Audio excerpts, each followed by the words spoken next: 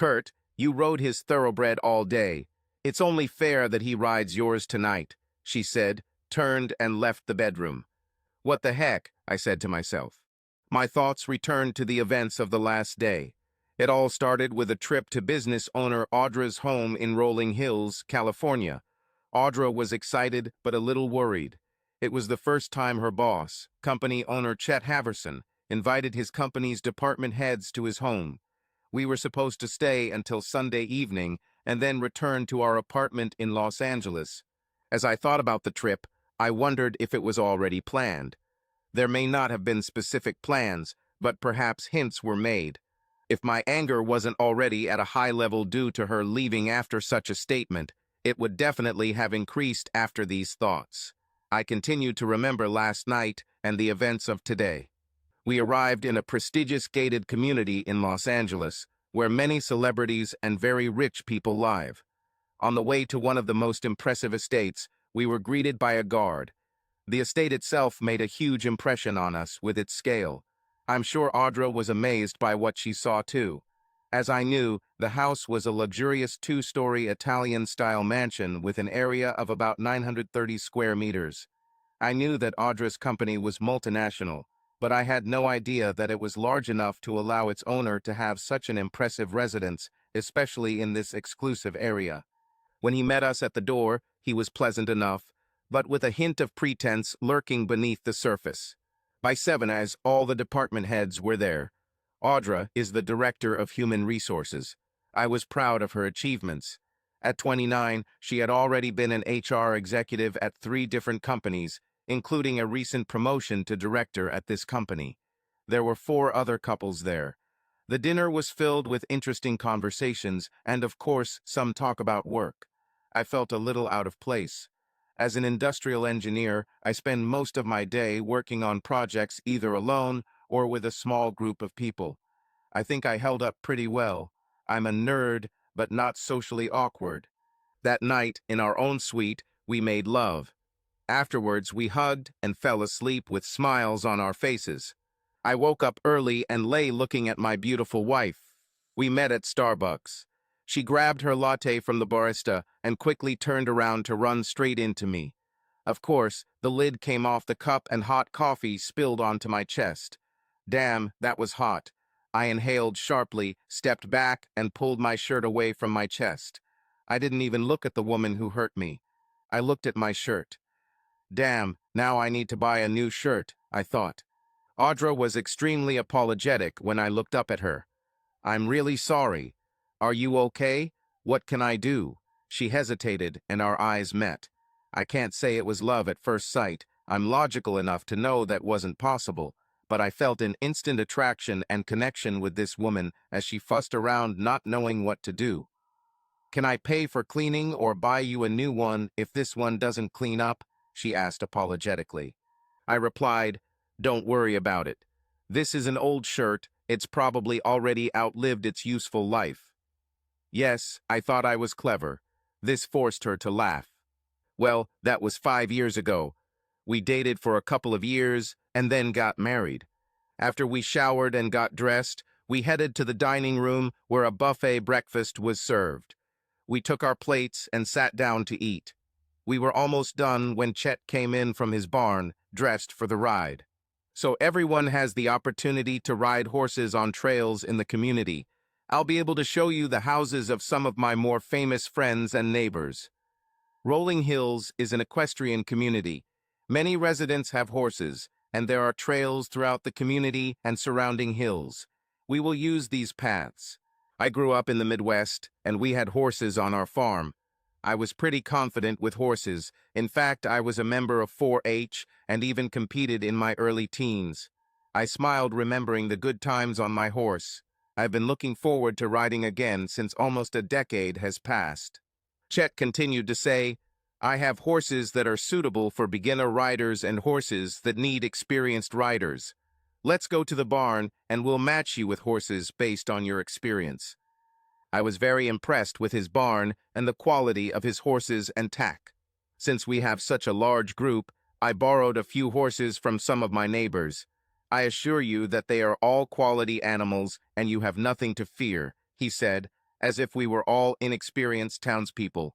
I was annoyed by his complacency, and I said, "I'd like to ride that thoroughbred."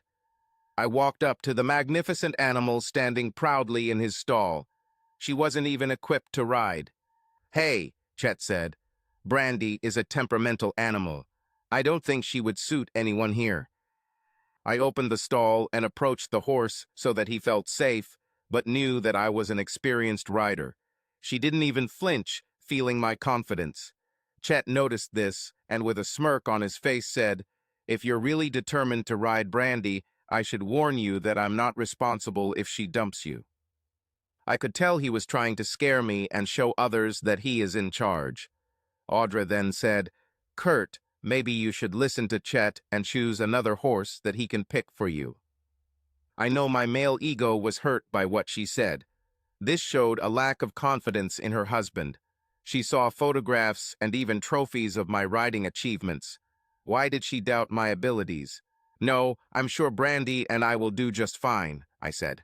Chet grinned again and ordered his groom to bring the ammunition for Brandy. I helped him while he put it on. She felt a little nervous around him. I wondered how he treated her. As we all saddled up, Chet said, "We'll be walking along the trails, and I'll be pointing out the houses of some famous people. Then we will return to the house for lunch." We probably spent at least 2 hours walking around the community as he introduced us to the important neighbors.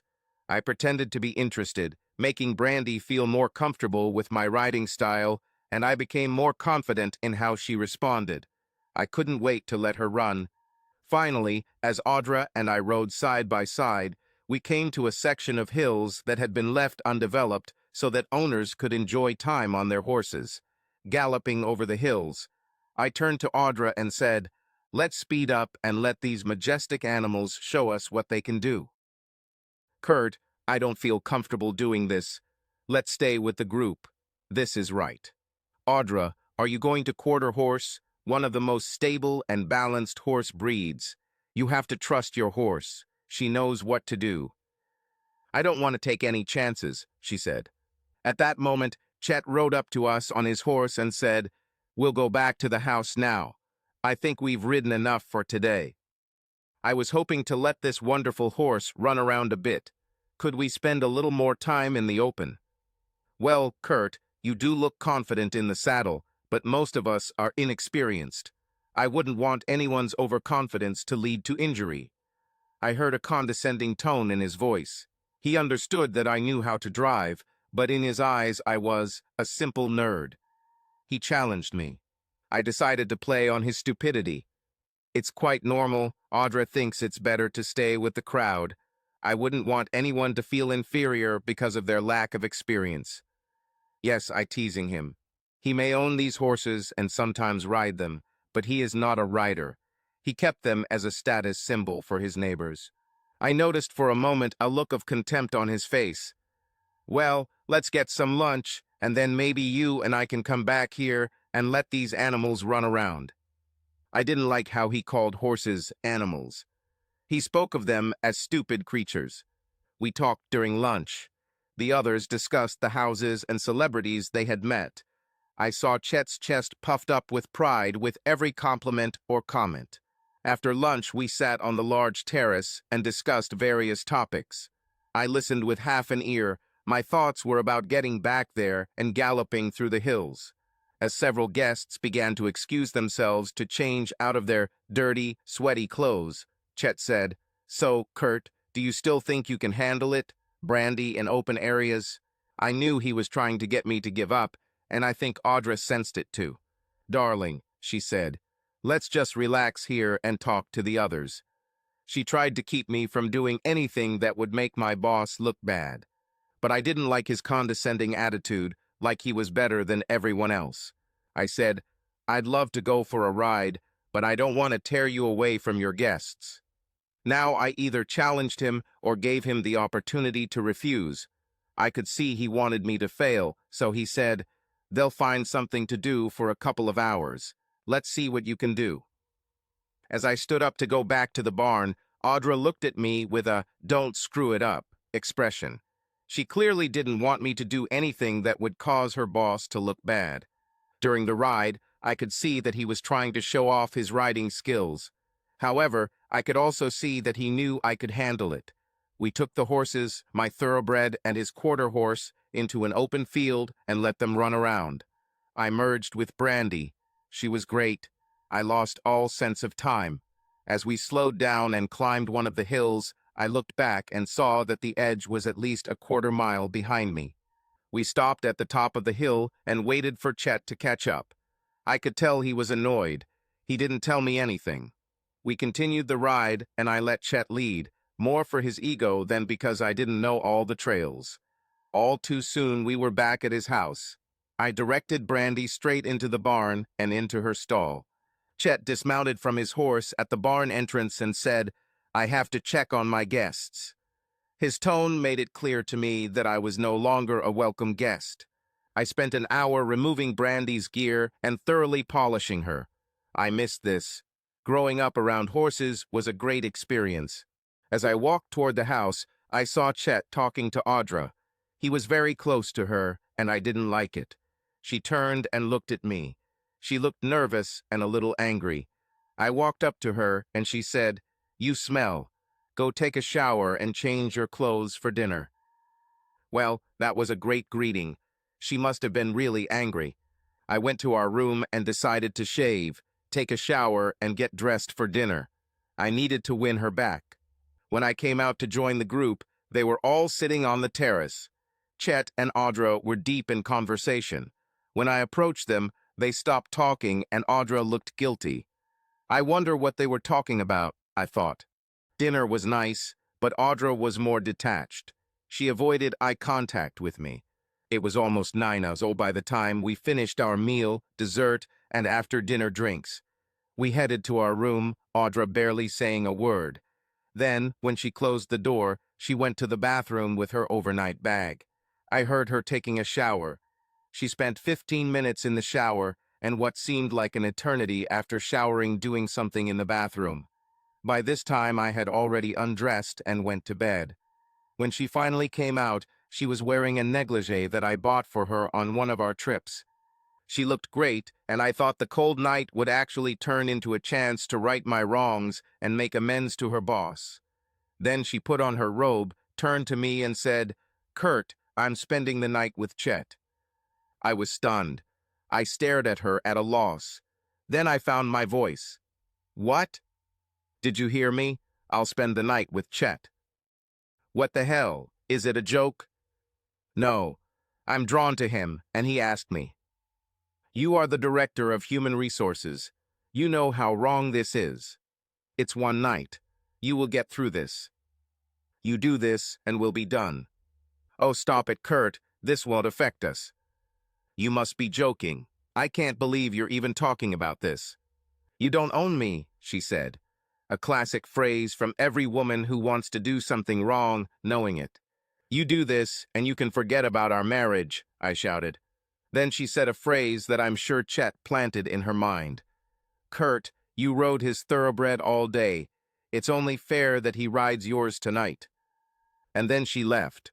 I was sitting on the bed. I knew I should have run after her, but the fact that she thought she could do it, and I would just let her and then accept her back was incredible. She could go to hell. I got up and started walking around the bedroom. I approached her side of the bed.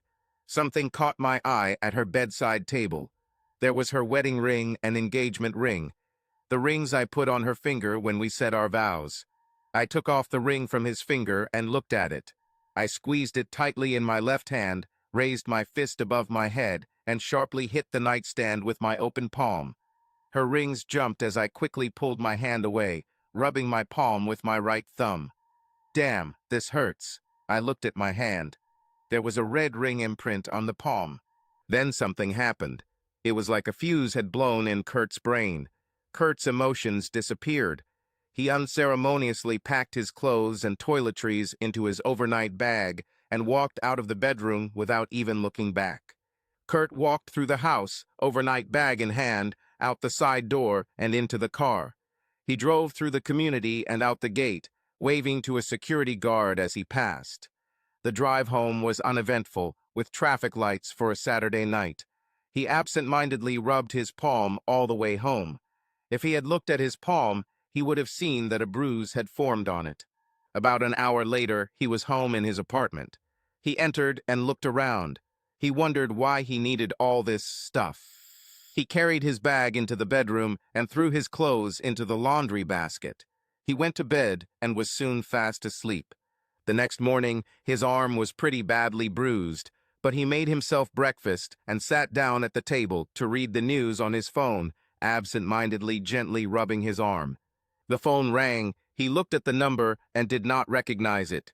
He decided to answer. "Hello," he said. There was silence on the other end of the line. He waited about 10 seconds, then hung up, thinking it was another spam call.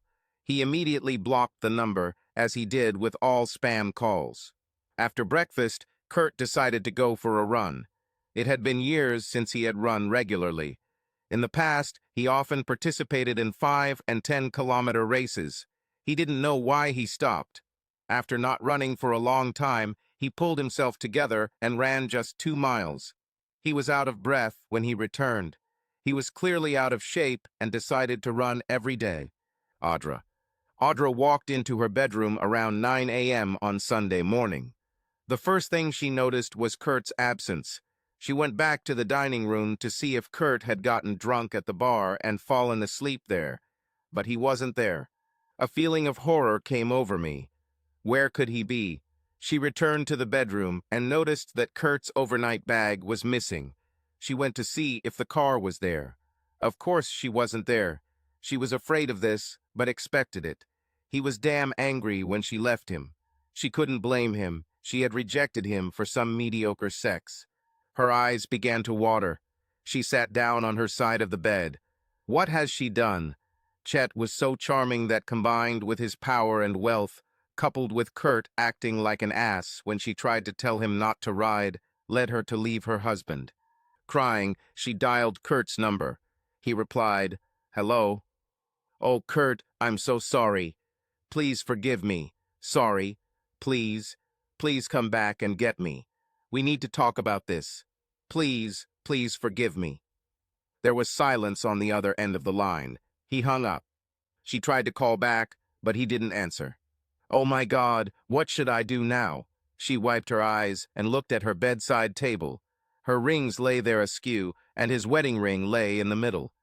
"Damn it," she said, and took his ring. When she picked it up, she saw a perfect round imprint on the tree, a symbol of their marriage. She remembered putting that ring on his finger as she said her vows in front of her friends and family. Then she started crying uncontrollably. Probably half an hour later, she entered the dining room, where the others were finishing breakfast. Her eyes were puffy and red. "Audra, are you okay?" asked one of the other directors.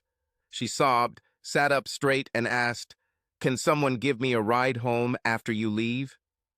They didn't ask questions. They knew what probably happened. They saw Chet hitting on her yesterday. The wife of one of the directors said, "Of course, honey, we can leave when you're ready." Audra felt that she was unhappy with what Chet and she had done. Audra turned and went to gather her things. She put her rings back on. She knew that recovering her marriage will not be so easy. She hoped that Kurt would put it on just as easily as your ring, but I doubted it. She took off her robe and looked at the negligee on her body, the negligee Kurt had bought for her on one of their vacations. How could she do this? What was she thinking? Clearly, she wasn't thinking about Kurt or their marriage. She started crying again as she took a shower, trying to wash off all the dirt she felt. She felt so dirty. After about 20 minutes, she realized she couldn't wash away the guilt. She got out of the shower and dried herself with a towel. She looked at herself in the mirror. At least there was no sign of what she had done. She didn't have to hide from Kurt. She got dressed and packed her things. She didn't even bother putting on makeup. She knew she would cry again. When she walked out into the living room, overnight bag in hand, the couple who had offered her a ride were already waiting. They had already put their suitcases in the car. "Okay, honey," she said, "let's take you home." The ride was mostly quiet. What could they say? What could she say? It was already past noon when she entered their rented apartment. She felt empty. She knew Kurt wasn't there. She went straight to his dresser and opened the drawer. His things were still there. Well, that's a good sign, she told herself. She expected him to have already left. Kurt. After Kurt took a shower to wash off the sweat from his run, he decided to go outside, enjoy the weather, maybe take a walk on the beach. When he got into the car, he put his hand on the steering wheel and quickly pulled it away from her. He was in pain and bruised. He thought about going to the medical center, but being a man, he brushed it off. After walking on the beach, he felt great. It was already lunchtime, and he decided to have a snack. An In-N-Out burger would be nice. He decided to sit inside. He watched people. There was one couple who were about 20 years old, on whom he focused his attention. Why they were so special, he did not know, but he continued to look at them and think about them. They were focused only on each other, oblivious to the fact that he was watching them. He smiled at this. After lunch, he decided to take a ride along the coast. Although the scenery was amazing, something bothered him as he drove through the surrounding hills. Audra. She'd been trying to call Kurt all day, but it kept going to voicemail. She wanted him to call her. It was already 5:00, and she hadn't heard anything from him. She was starting to worry. Will he ever return? She thought about calling one of their friends, but how could she explain why he wasn't with her? Everyone knew it was the weekend when her boss invited them to his home in Rolling Hills. She did so that everyone knew it. She was cleaning. This was her habit when she was nervous, and suddenly she heard the front door open. She walked out of the bathroom and saw Kurt plop down on the couch, pick up the remote, and turn on the TV. "Oh, Kurt, I'm glad you're back. I'm so sorry for what I did. Can you forgive me?" He didn't say a word, just watched TV. "Kurt, will you talk to me?" she said, approaching him. He continued to ignore her. She hated that about him. When he was angry, he would give her the silent punishment. She raised her voice. "Kurt, stop being silent with me. Talk to me." He was just sitting there watching TV. She grabbed the remote from the coffee table and turned off the TV. He looked puzzled and said out loud, "So what now?" and started looking for the remote control. "Kurt, you have to talk to me. I said I was sorry. Please, talk to me." Kurt started looking for the remote control on the couch and even on the floor. Audra was angry that he was playing this game. He kept looking, so she threw the remote on the couch and said, "Here's your damn remote. Grow up, and when you grow up, we need to talk about this." Kurt found the remote on the pillow next to him and looked at it in confusion. He picked it up, shrugged, and turned the TV back on. Audra screamed, "Turn off the damn TV and talk to me." Kurt just sat there, watching TV. Audra stormed out of the room and slammed the bedroom door. Kurt. After an uncomfortable ride through the hills around Los Angeles, he decided it was time to go home. He was tired from being outside all day, so when he walked through the door, he plopped down on the couch, picked up the remote, turned on the TV, and put the remote back. He was watching TV, and suddenly the TV turned off by itself. He looked puzzled and said, "So what now?" and went to look for the remote control. "Where is this remote control?" He looked around on the couch, on the floor. He was nowhere to be found. He looked to the left. There was no remote control. Then he looked to the right, and there he was lying on the pillow, where he had already looked. "What the hell?" he thought. He turned the TV back on and continued watching his show. A minute later, the bedroom door slammed loudly. The wind must have slammed the door, he thought. After a while, Kurt felt hungry, so he ordered pizza delivery. He ordered a small pizza with different ingredients. $25 for a small pizza delivered. And that's even without a tip, he thought. The cost of living here is crazy. Audra. "The bastard just ignored me," she said. She was furious. She should have expected this. He always acted childishly. When they fought, he always played the silent punishment game. Of course, this was much worse than any of their previous fights. She would prefer it if he yelled at her, glared at her, did anything but ignore her. She needed to know that he still cared about her. She started crying again. She had to find a way to fix this. She must have fallen asleep because when she woke up it was already dark.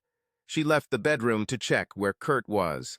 There was an empty pizza box on the coffee table, but Kurt wasn't there.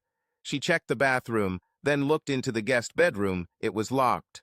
She lowered her head and returned to their bedroom. Kurt. On Monday morning, Kurt got up early. He was determined to start training. He was looking for 5K races to participate in this weekend. He found a Planet Fitness gym close to work. He signed up and started running on the treadmill. After 45 minutes, he showered and got dressed for work. While he was running, he was thinking, why does he live in California? Of course, there are advantages here, but for Kurt, the disadvantages, the high cost of living, traffic jams, and housing prices outweighed the advantages and killed his motivation at work. Kurt worked for Northrop Grumman. He was a technologist. Yes, he was a nerd. Today, he was a nerd who wanted change. He decided that today he would talk to his boss about the transfer. Yes, he may have to take a pay cut to move from California, but the difference in cost of living more than makes up for it. After all, nothing is holding him here. At work, he approached his boss. Sir, I would like to inquire about the possibility of a transfer. What, to another department?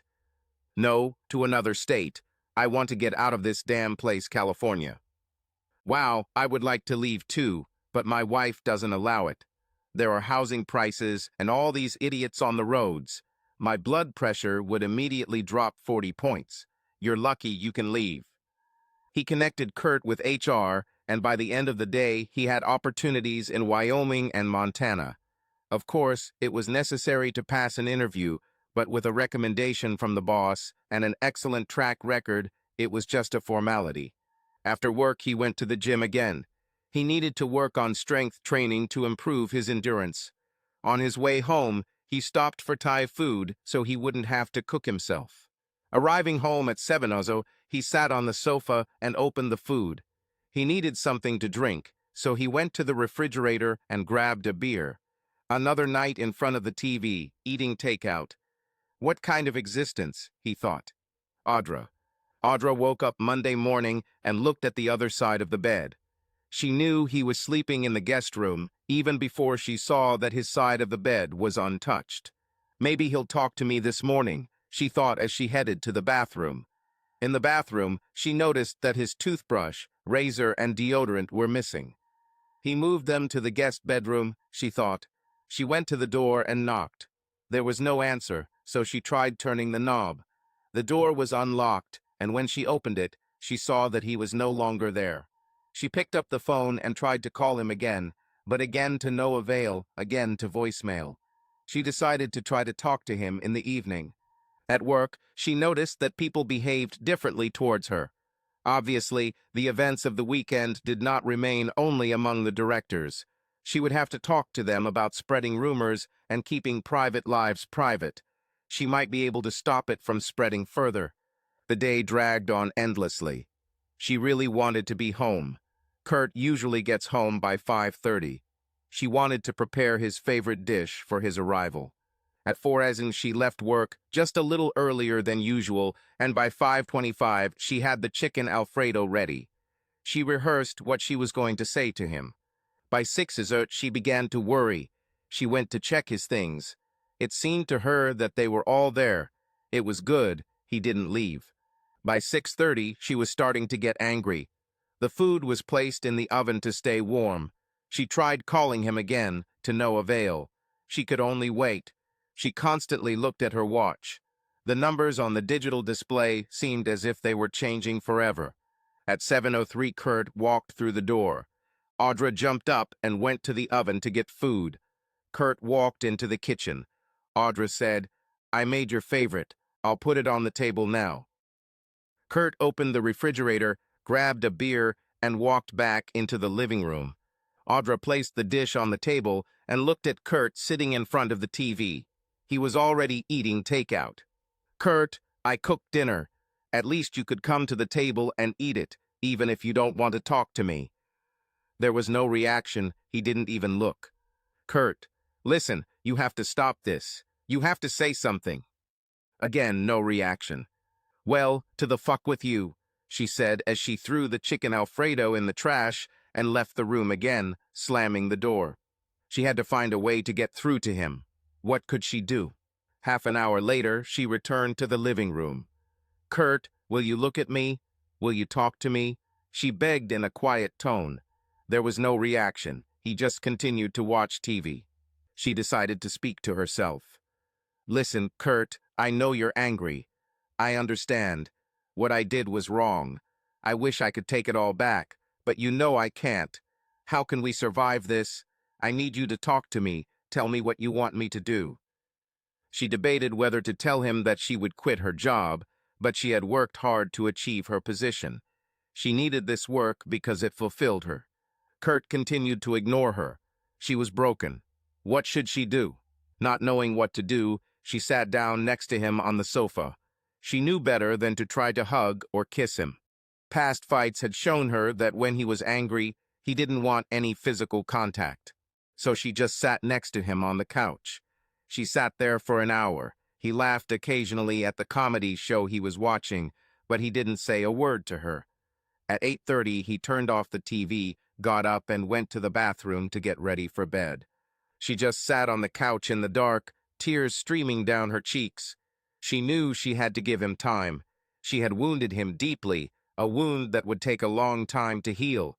She only hoped that he would give her this time. On Tuesday, he was at the gym early again, his mind wandering as he ran on the treadmill.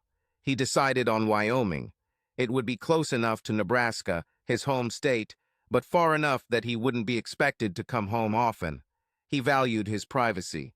When he arrived at work, he had a message from HR. He was told that both Wyoming and Montana had requested interviews. He decided to pursue both possibilities, although he was leaning toward Wyoming. Not wanting to waste time, he scheduled video interviews for the same day. Given the time difference, he needed to do this as soon as possible. So, at one and he had an interview with Montana. He felt it had gone well, and they had a clear need that he could satisfy. However, Wyoming won it not because of its proximity to its home state, but because they were working on arming hovering drones with lasers. This was something he was strongly attracted to, and his current work experience would be particularly useful here. "When can you start?" they asked him. "Give me this week to hand over my duties and finish some things here. Then I will need a week to move and get settled. Say, the first week of October." "That sounds good," his new boss said. "If you need help with anything, feel free to contact me or my assistant. We will do our best to help you with an easy transition." So throughout that week, Kurt got up early in the morning, went to the gym, and worked late every day to ensure that all his projects were moving forward smoothly. This meant that when Audra made dinner at 5:30 on Tuesday night, he was gone. By Thursday night, she didn't even bother making dinner. He came home late every night, either picking up takeout or eating before coming home. There was still no interaction between them. No matter how many times Audra tried to talk to him, he ignored her. On Friday night, his work colleagues threw him a farewell party at a bar. That night, he returned home at almost 11 and was quite drunk. He fell asleep, falling asleep on the couch. Audra was disappointed and unhappy that Kurt didn't even acknowledge her. She called the woman from work and agreed to go to breakfast. She needed to talk to someone about the situation. She needed help. Her friend was divorced. Perhaps she had some experience in how to save a marriage. Audrey hoped to learn from other people's mistakes, find out what not to do. When Kurt woke up and took his aspirin and drank his first cup of coffee, he was ready to start packing his clothes and other personal items. 2 hours later, he was surprised that all his belongings fit into the car. His lease was still valid for 3 more months, so yes, he would have additional expenses, but the fact that he was leaving this shitty state was worth the expense. Without ceremony, he got into the car and drove out of his house. As he drove out of the complex, he passed a car driving inside. He did not attach any importance to this. He had 2 days of travel. Audra. "I wonder where he's going," she said to herself as she passed Kurt's car driving in the opposite direction. She spoke to the woman, Melanie, about her divorce, what led to it, and how she could save her marriage. Melanie cheated with a family friend. By the time she found out that he knew, he had already left the country. It was that bad. The picture Melanie painted didn't look good. Some men, most men, she said, couldn't handle the thought of his woman giving someone else what he considered his and only his. Come to think of it, Audra would feel the same way if her man cheated. How could she fix this? It is impossible to erase this from his memory. When Audra I entered their apartment, something was wrong. In the living room, she noticed that the TV, DVD player, and game console were missing. "Oh shit," she said and ran into the bedroom. All his clothes and toiletries were gone. She collapsed on the bed. She was late. Less than a week passed, and he left. Not a word, not a note, he just left. She grabbed the phone and started calling all their friends, giving up on trying to hide her adultery. Adultery, she thought. Let's call it what it was, a damn mistake, literally. None of their friends knew where he was and had not heard from him for over a week. She couldn't bring herself to call his parents. They were in Nebraska, and she was sure he didn't go there. What should she do now? She was lost. The work became a challenge. She had to have more than one conversation with colleagues who made offers to her. She told them, without a shadow of a doubt, that their attention was unwanted and would not be tolerated. Despite the rumors that had been circulating about last weekend, she had already earned the nickname Bitch HR Director, whispered behind her back. She was fine with it as long as it stopped the rumors and her co-workers from harassing her. She knew it was useless, but she called Kurt anyway. Of course, voicemail went. She left a message anyway. "Kurt, I saw you leave. I don't know where you're going. I really want you to talk to me. I love you. I'm so sorry for what I did. I don't know what to do to fix this. I'm starting to realize there's nothing I can do. I screwed up. Please call me. I need to hear your voice." She hung up. She didn't end the call with "I love you" as usual. She knew it would sound empty. Kurt. Kurt made a plan. His plan was to get to St. George, Utah today. Traveling through the desert was tiring, and there was little to see or appreciate, so it would seem like a 10-hour drive when in reality it would take about 7-8 hours. He would find a motel and start the long drive through Utah and into Wyoming early in the morning. While traveling, he thought about his life. Going to college in Arizona was a different experience compared to his Midwest upbringing, but Embry-Riddle really brought out his potential. They made him an ideal candidate for the Northrop Grumman job. When they offered him the job, he was delighted. It was a dream job. The years flew by. In fact, he barely remembered most of them. Most of the time, he knew it was all about work. With California behind him, he was looking forward to starting a new life in a new place, with new challenges, and maybe he would find someone to share his life with. He felt empty in his soul when he thought about it. Audra. On Monday morning, Audra decided to take time off from work and try to speed things up by visiting Kurt at his work. Being a contractor for the military, security did not allow her past the reception desk. When she asked for Kurt, she was told that he was unavailable. Of course, she didn't believe it. They were covering for him. She asked to call his boss. When Mr. Gunheaven came down to the reception room to talk to her, he was a little puzzled. "How can I help you, Mrs. Bryant?" "I need to talk to Kurt. I know he's been avoiding me, but I really need to talk to him." I'm a little puzzled. Kurt doesn't work here anymore. Friday was his last day of work here." "Did he quit?" "No, he requested a transfer last Monday. He said he wanted to leave this hellhole of California." "So where did he go?"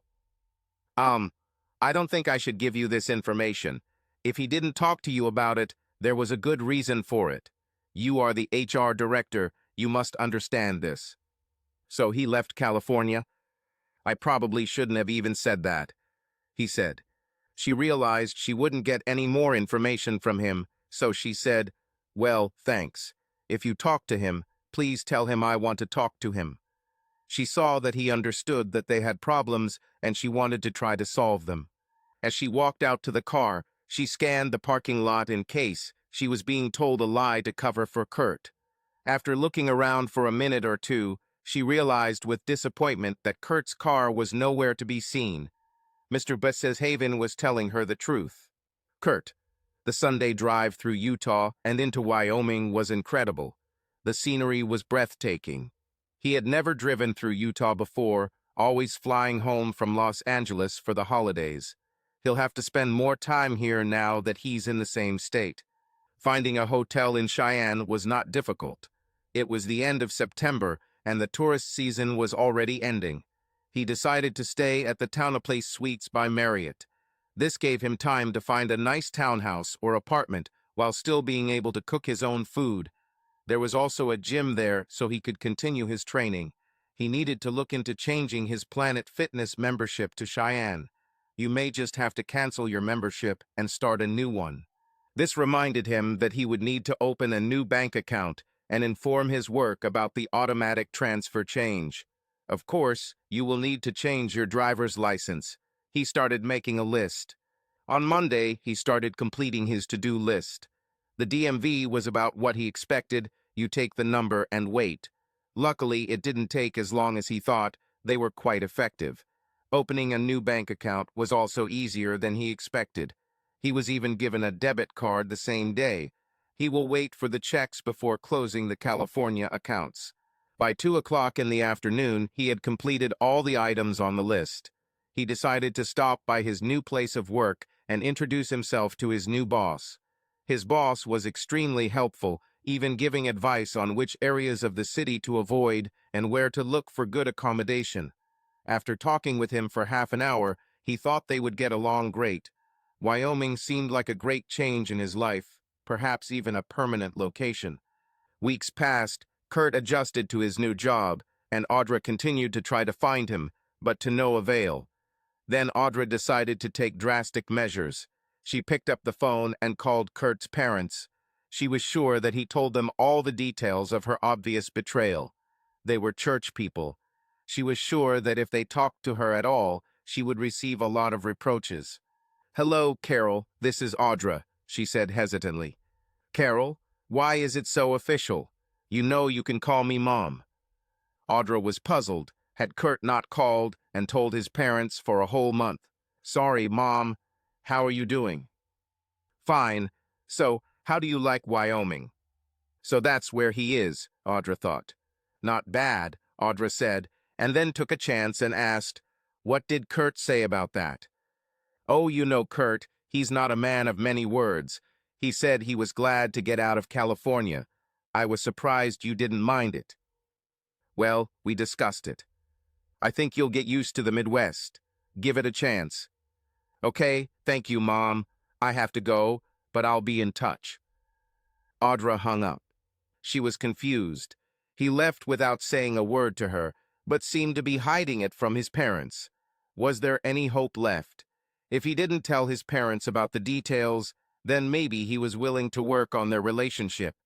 How could they do this if he didn't answer her calls? Well, at least now she knew where he was. She decided to buy a TracFone phone and call Kurt from it. Maybe after some time had passed, he would be ready to talk to her. She immediately went to the store and bought it. He must answer, she told herself. She dialed his number. "Welcome to Verizon Wireless. The number you dialed has been changed, disconnected, or is no longer in service. Please check the number and dial it again." She looked at the phone to make sure she had dialed the right number. Yes, it was Kurt's number, at least it used to be. Damn, he must have changed his number. So what's now? She couldn't call her mother-in-law again and ask for a new number. Well, she knew he was in Wyoming and had a work transfer, so let's start there. She went to the Northrop Grumman website and looked up information for the state of Wyoming. They had a branch in Cheyenne. Great, the capital, how to find him among 100,000 people. She then thought about hiring a private investigator to find him. But what will it do, because she needs to talk to him? She decided to take a week off and find him on her own. Kurt. At work at Kerr's, everything was going great, and he was starting to feel like part of the team. It was the end of October, and the Human Resources Department informed me that I needed to fill out forms to open new benefits. While reviewing his benefits, he noticed that instead of being on a single-person plan, he was on a family plan. There must be some kind of mistake, Kurt thought. He immediately made changes to one person's plan for the following year and requested a refund. HR looked into it and said that they approved the plan last fall and that they couldn't do anything because it was his decision. Kurt was puzzled and absent-mindedly rubbed his palm. He looked at the hand he was rubbing. On the palm, under the skin, there was a circle of hard tissue the size of a nickel coin. I should check my hand, he thought. Audra. 3 weeks after the conversation with Kurt's mom, Audra sat in the car in front of his work, waiting for his car to pull out of the parking lot. At 5:30, she spotted her and followed him. He drove to the Planet Fitness gym and went inside. Does she want to go there and meet him? What if he ignores her again and just walks away without giving her a chance to follow him? Then she will lose the chance to find out where he lives. She also won't be able to talk to him like a normal husband and wife. No, it's better to wait. So, an hour later, Kurt walked out to his car, and Audra followed him to the hotel where he was staying. She was angry that he left her and was also worried about how to approach the matter. How can she do this? Just go knock on his door, saying hi and can we talk? She sat in the car, going through all the scripts. He could get aggressive, but that wasn't Kurt's style. He could start screaming and cursing. She would deserve it, and in fact, it would be better than what he did at home. Maybe he'll use the silent punishment again and just won't talk to her. They needed to discuss this. She made a huge mistake. She knew it even while it was happening, but the fact that Kurt didn't listen to her and instead went riding to show himself off to Chet irritated her greatly. He simply could not act calmly, jeopardizing her position at work. By the time she realized she was making a big mistake, she was already in bed with Chet. At this point, the damage had already been done. Finally, she worked up the courage to go to his door and ring the bell. She heard Kurt inside approaching the door. She knew he was looking through the peephole. After 10 seconds, he walked away from the door. She started knocking and begging him to open the door and talk to her. There was no answer. Now she was angry. She started banging on the door, ringing the bell and screaming for Kurt to open the door. The neighbors from the next room opened the door and looked at her. She stopped. "What are you doing?" they asked in an accusatory tone. "I'm trying to get my husband to open the door and talk to me," she exclaimed. "Husband? Kurt lives here. He is not married. I think you have the wrong number." "He is married. We've been married for 3 years." The wife of one of the neighbors said very confidently, "We invited him to dinner a couple of times, and he categorically stated that he was not married. He dated a girl in college for a while, but it didn't work out. I don't know what kind of nonsense you're trying to pull off, but if you don't leave, we'll call the police." Audra stood there in shock. He told everyone he was alone. How could he? She thought. Kurt. Inside the apartment, Kurt had just gotten home, tossed his gym clothes into the washing machine, and put on some sweatpants to relax. Then the doorbell rang. He walked up and looked through the peephole. "This is strange," he said to himself. There was no one there. A few minutes later, he heard neighbors talking on the sidewalk. It sounded like an argument. They were a nice couple, and he hoped they would work things out. As he stood there, he absent-mindedly rubbed his palm, feeling a circle under his skin. Audra. The police won't help here, Audra told herself as she walked back to the car. She needed to find a way to get Kurt to talk to her. As she sat in the car, she thought about their time together. If she hadn't been so clumsy, they would never have met. She thought about their dates and how 3 months passed before they made love. Why the hell did she do what she did? She knew Kurt and his Midwestern values would never allow that. Chet was so charismatic and powerful. It was as if she had no control. At least that's what she told herself, although she knew it wasn't true. She knew it was wrong. She knew, deep down, that it would ruin their marriage, but Chet was so convincing, and he had a point to prove after Kurt showed off his superior riding skills. Damn it, Kurt, why did you have to provoke him? She knew she was shifting the blame from herself to Kurt. She also knew that despite her words, "You don't own me," it wasn't what they both thought. They were one, and yes, he owned her as much as she owned him. They were each other's most treasured. She started crying again. After 10 minutes, she started the car and drove to another hotel. The night was restless. She had nightmares about Kurt disowning her, saying that he never really loved her, that she was just a good piece of body to him. In the morning, she decided to go to his work and talk to him there. Kurt. At 10:00, he received a call from the administrator who said that someone in the reception wanted to see him.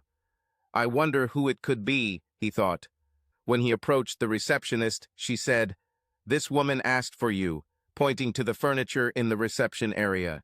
He looked and saw no one there. He laughed and said, "Funny, you caught me, Chloe. You make fun of the new guy and make him feel like he's part of the team." Then he turned and walked back to his desk, rubbing his palm as he always did. Chloe looked puzzled as Kurt walked away. The woman walked up to the reception desk as Kurt was talking. She stood 5 feet away from him when he turned and walked away. Audra stood there in shock. Kurt ignored her completely, not even acknowledging her presence in the same room in front of another person. Chloe apologized to the woman, who explained that she was his wife, but they had a big fight. Chloe, not knowing what to do, called the HR specialist. When he went out to the waiting room, he secretly assessed the beautiful woman in the waiting room. He didn't like that he couldn't get a good look at her. As an HR professional, he had to set the right example. He wondered how many of these women he could ask out if he didn't have to be the right HR person. "Hello, I'm Mr. Bella Miller. How can I help you, miss?" "I want to talk to my husband, but he doesn't want to talk to me." Puzzled, he looked at the administrator. She came to see Kurt Bryant, but when he came out, he completely ignored her and walked away. Now he was really puzzled. Kurt recently talked to him about his benefits. He said that he was given benefits for his family, although in fact he was alone. Kurt told me specifically that he's single. In fact, he changed his benefits to reflect this. Are you recently divorced? No, we had a fight and he transferred here. Do not know what to say. Talk to him for me, please, she begged. Let me talk to him, he said. When he talked to Kurt, he was adamant that he was single. He returned to the woman in the waiting room and told her that Kurt was sure that he did not have a wife. The woman insisted that she was his wife. She showed him her driver's license. It did have the same last name as Kurt and an address in Los Angeles. She was so persistent that he decided to call the Los Angeles office. Mr. Haven said Kurt was married, at least while he worked there. Audra actually came to him after Kurt transferred. He described Audra, and her description matched the woman in the waiting room, and Kurt's previous address matched what was on her driver's license. Miss, leave your number with Chloe, and I will try to look into this. Are you staying in the city? He asked, thinking to himself, a woman who looks like that must be a real bitch, or have done something very bad if he wants to get rid of her. Mr. Miller checked a few more details and was puzzled when he spoke to Kurt again about his marital status. He was a good judge of character and could read body language well enough to believe that Kurt was telling the truth, or so he thought. Then he decided to call his psychologist friend. Northrop Grumman was a defense contractor, and it was important to make sure employees were mentally stable. He had free time the next day, so Mr. Miller arranged for Kurt to visit him. Then he called Audra. Mrs. Royce Bryant, the doctor has determined that he has selective amnesia. What happened just before he was transferred here? Audra fell silent. He could tell that it was something big and that she didn't want to discuss it. Perhaps it is better if I talk to you personally about this. Sometimes it's good to have someone to lean on. Besides, he thought, he could use some time with this beautiful woman. They met at a restaurant near work. He explained to her what the doctor had said. He then asked, what happened that could make him forget about marrying such a beautiful woman? She deflected, saying they had a huge fight about a week before he left for Wyoming. It had to be something traumatic to cause amnesia. And then she broke down. I cheated on him with my boss, she finally admitted. At that moment, Audra heard Kurt's voice. She heard him from across the restaurant, which was not too densely packed. She turned to see him talking to the hostess. I ordered takeout. Your name? Kurt Bryant. I'll check your order, Mr. T's Bryant, she said and went into the kitchen. Audra, seeing a chance to talk to him, stood up and walked towards him. Kurt, oh dear, I'm so sorry, forgive me. He stood there, ignoring her, not even looking in her direction. Kurt, she said, grabbing his hand. The hand felt lifeless. She pulled it, but his body did not react. She stood right in front of him, and he continued to ignore her. She started screaming at him and stomping her feet. The hostess returned with Kurt's food and addressed Audra. Miss, what's your problem? This is my husband, and he doesn't want to talk to me. All this time, Kurt stood without emotion. He noticed his food and asked, Is this my food? The hostess hesitated and said, yes. I've already paid for it. Audra still held him in one hand, and he took the food with his other hand. Thank you, he said to the hostess and turned to leave. He was actually pulling Audra's hand. He walked to the car, put the food on the roof, pressed the unlock button, opened the door, and hit her with the door. All this time, Audra begged Kurt to tell her something. When the door hit her, she let go of his hand, and he took the food and got into the car, blocking the door. She started knocking on the window, but Kurt just started the car and drove away. Audra had to quickly step back to prevent him from running over her foot. As Kurt drove away, she fell to the ground. All this time, Mr. Bridges Miller watched what was happening. He couldn't believe it. He walked over to Audra, helped her up, and returned with her to the restaurant. They discussed what happened. Both were surprised by his complete unawareness of her presence. I'm going to refer him to a psychologist again. Can I ask you to send me pictures of you and Kurt together? Of course, I have a lot of them. I can forward them from my phone. Okay, send them to my phone, and I'll give them to the doctor. Do you have a photo of just you? Maybe a more personal one that might jog his memory? Oh yeah, this is a very personal photo, Audra said reluctantly. Perhaps this is something that will help him remember, he said, thinking, and I wouldn't mind adding it to my personal collection. Kurt. Kurt was called back into Mr. Bressa Miller's office and referred to a psychologist. He was puzzled by the need for another visit. Mr. Bryant, please sit down. May I ask why another assessment? There is a problem. Just a follow-up check. It won't take long, he said. Mr. Miller told him about the events of the previous day in the restaurant. He also sent him photographs. Do you know Miss Audra Jackson, using her maiden name? No, I haven't met anyone with that name, Kurt replied, rubbing his palm. Can you look at this photo and tell me what you see? The photo was of Kurt and Audra, taken at a restaurant shortly after they started dating. This is a photo of me sitting in a restaurant I frequented in the Los Angeles area. Who else is in the photo? There are a few people in the background, but I don't know who they are, just some customers. The doctor looked at the photo. Kurt was clearly sitting at the table with his arm around the woman Mr. Miller said was Kurt's wife. He showed him another photo. This is me on the beach in the gazebo. How did you get these photos? Is the government watching me? Oh no, I got them from Mr. Bonte Miller. He got them from your friend in Los Angeles. He showed him a few more photos, and the reaction was the same. Although his wife was in all the photos, he did not see her. He was starting to get a little irritated, rubbing his palm all the time.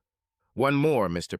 Bryant, he said, showing him a photograph of his wife in a negligee, sitting on the bed. This photo appears to be of an expensive bedroom, possibly a hotel. Okay, Kurt, thanks, that's all. Releasing him, Kurt stood up and left, returning to work. When Mr.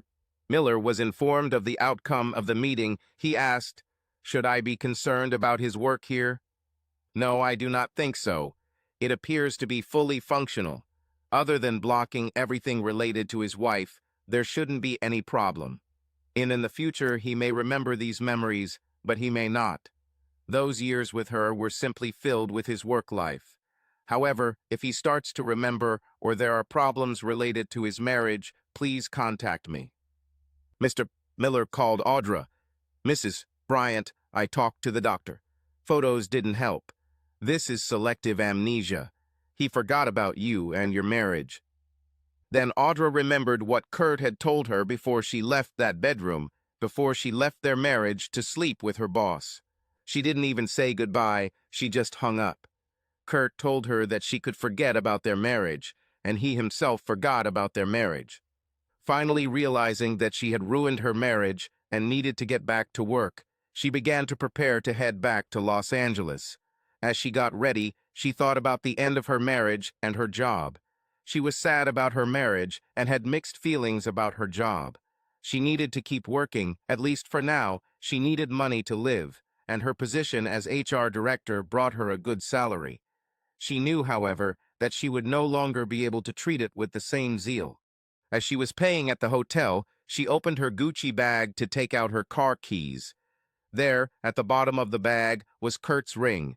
She brought it in the hope that they would make peace, and he would wear it again. What will she do with him now? She'll decide that later. As she began the long walk home, with tears in her eyes, she said out loud, "I hope you find happiness, Kurt." About a year later, "Audra," Chet Haverson said, "why do you look so sad?" "It'll be 1 year this weekend," she said quietly. "I understand," he said, and he really did. Since returning from vacation, Audra has been distant. Chet tried to cheer her up, even offered to repeat that fateful night. She categorically refused and even told him that his attempts were unwelcome and further efforts to create anything other than a professional relationship would result in charges of sexual harassment. He took this warning seriously and made no further attempts to pester her. A week later, Audra filed for divorce. She knew that the marriage was over, but she hoped that Kurt would suddenly understand and remember the good times they spent together. Speaking to Mr. Dodd Miller, she learned that he still had not shown any signs of acknowledging their marriage. When the documents arrived by registered mail, Kurt opened the envelope out of curiosity, but after reading the first lines, his mind went blank, and he threw the envelope with its contents into the trash. He then absent-mindedly rubbed the palm of his left hand. 90 days passed, and Audra was with her lawyer before the judge. She had the medical report, as well as Mr. Miller's report, which made it clear to everyone present that there was no reason not to grant the divorce. She will never forget her marriage to Kurt. Hopefully, she can find someone else and learn from her past mistakes. This weekend, Chet was in his stable telling his groom to saddle up a thoroughbred horse. The groom looked surprised. Chet didn't like riding this horse. It was too restive. He preferred the quarter horse, a much lighter horse. However, Audra mentioned the finalization of her divorce, and he remembered how her husband controlled this animal with such ease. He also remembered how he performed that weekend. He needed to prove to himself that he was not number two, especially in front of a man who abandoned such a beautiful woman. He had been on the trails for about half an hour, when suddenly the horse reared up and threw Chet off. Chet fell hard, but as he lay on the ground, he felt a burning sensation in his left arm, and, raising his hand to his chest, he saw the horse rear up. He woke up in the hospital 3 days later. His arm was bandaged, and he was confused, trying to remember what happened. The nurse, noticing his activity, entered the room. "Mr. Haverson, how are you feeling? You are in the hospital. Did you have an accident? I'll call the doctor, and she'll explain everything to you." He didn't even have a chance to answer her or ask questions before she was already gone. He tried to remember what happened. He didn't remember much. He began to assess his condition. His arm still hurts. He remembered this part. His back hurt, but other than that he didn't feel too bad. Then the doctor came in. She was a beautiful red-haired woman, early 40, with a serious but sympathetic expression. "Mr. Haverson, my name is Dr. Pecton. How are you feeling?" "My arm hurts, and my back also hurts, but otherwise it's fine." "You fell off your horse hard. What do you remember?" "I rode a thoroughbred horse through the hills around my estate," he said, trying to impress the beautiful doctor. "Something spooked my horse, and he threw me off. I remember falling to the ground, then my arm hurt. That's all I remember." We'll discuss your hand in a minute.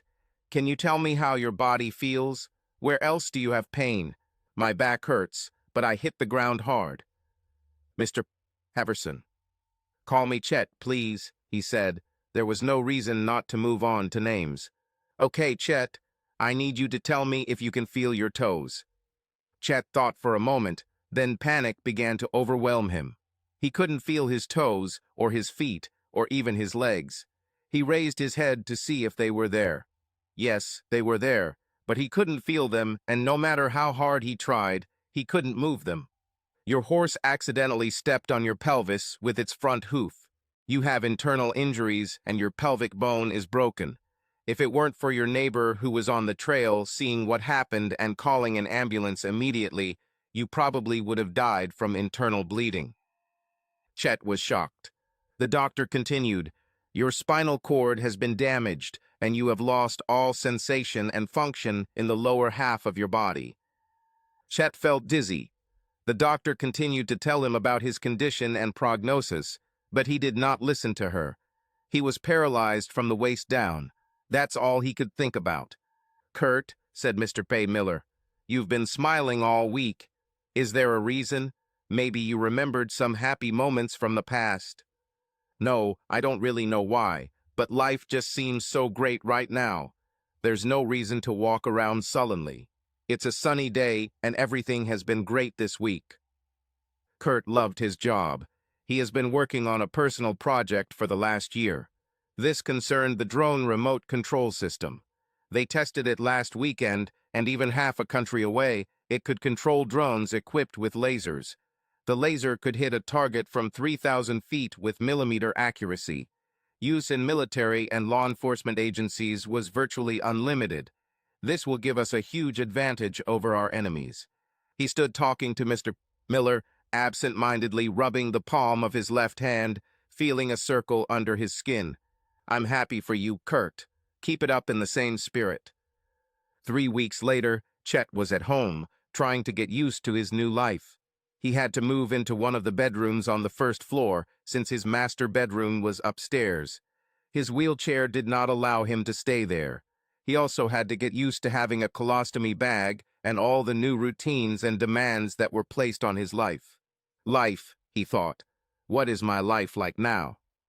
His groom, cook, and now nurse were very sympathetic to his new situation, but they were simply paid employees. Apart from a few neighbors and the person who found him and called an ambulance, he had no other friends to visit him. Did he have real friends, or were they all just acquaintances? Thinking about this, looking out the window at the hills, his groom came in with a worried expression on his face. What's happened? Chet asked. Sir, I think I need to call the vet tomorrow. Why? There is a wound there that, despite all the ointments I applied, does not heal. Here, let me zoom in so you can see it. There was an obvious wound in the photo, a perfect circle the size of a nickel. Chet opened his left hand and showed it to the groom. Both looked surprised. On his palm was a perfect circle the size of a nickel coin. They didn't know what to think about it. That night, as Chet was trying to get to bed in his wheelchair, he took off his watch and put it on the nightstand. There, something caught his attention. There was a print on the nightstand. He just looked at it, then looked at his hand. Subscribe to our channel so that your love doesn't cheat on you, and go ahead and listen to the next story, because this story is nothing compared to the next one. If you're under 18, don't even think click to the next one.